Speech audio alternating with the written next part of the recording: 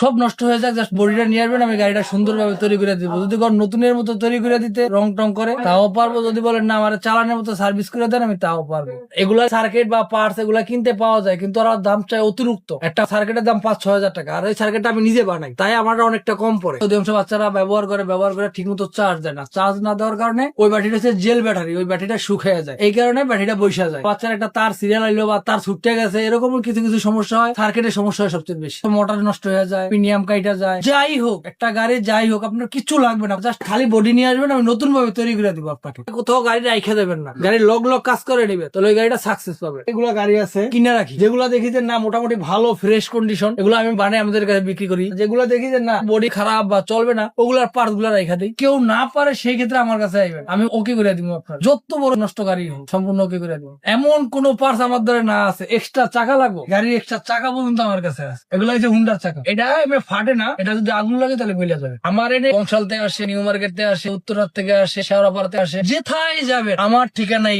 পাবে। আর দ্বিতীয় কথা, কোনো বাচ্চা যদি চালায় একটা গাড়ি বা প্রাইভেট কার, এগুলো যদি চালানোর পরে সে যদি মনে করে যে না এই জিনিসটা বাসায় রাখবো না বা বাচ্চা চালাবে না, সেই ক্ষেত্রে কিন্তু আমার কাছে বিক্রি করতেও পারবে, ন্যায্য দামে হাই দাম পাবে। আপনি যে ধাই বিক্রি করেন, কিন্তু এটা আসে আমার কাছে। আর যদি তারা আমার দ্বারা সরাসরি আসে, তাহলে তারা 2 টাকা বেশি পাবে। এইটাই মেইনতে এগুলো সার্ভিস করি। আবার দেখা যাচ্ছে এগুলো যদি ফ্রেশ থাকে, একবার রং টং করে নতুন করে বিক্রি করি। 60-70 হাজার টাকা দামের বাচ্চাদের গাড়ি কিনছে, অল্প কিছুদিন চালাইছে, বাইরে চলে গেছে বা গাড়িটা বিক্রি করে দিচ্ছে, এরকম গাড়িগুলো আমি কিনি। কেনার পরে ব্যাটারি বুটারি মোটর সব চেঞ্জ করে বিক্রি করি। হয়তো আপনার 80 হাজার টাকার গাড়ি আমি 30 হাজার টাকা নিতে পারবেন। 2 বছরের ভিতরে সার্কিট 20 বার নষ্ট হোক, 30 বার নষ্ট, সম্পূর্ণ আমি দিব। অতিরিক্ত দুষ্ট বাচ্চা না থাকলে হাতের পিকা বা মোটরের সমস্যা হয়, তাছাড়া এমনি হয় না। কারণ যদি মনে করেন যে সার্কিট বাদ হয়ে গেছে, আপনি গাড়িটার ব্যবহার করবেন না, সেই ক্ষেত্রে দেখা যায় আপনার গাড়িটা আমার কাছে বিক্রি করতে পারবেন। একটা গাড়ি যদি আপনার পুরো সার্ভিস করতে যান, মোটামুটি আপনার 6 থেকে 7 ঘন্টা সময় লাগে। যদি সার্কিটের সমস্যা না থাকে, তাহলে আপনার 1-2 ঘন্টার ভিতরে সমাধান হয়ে যায়।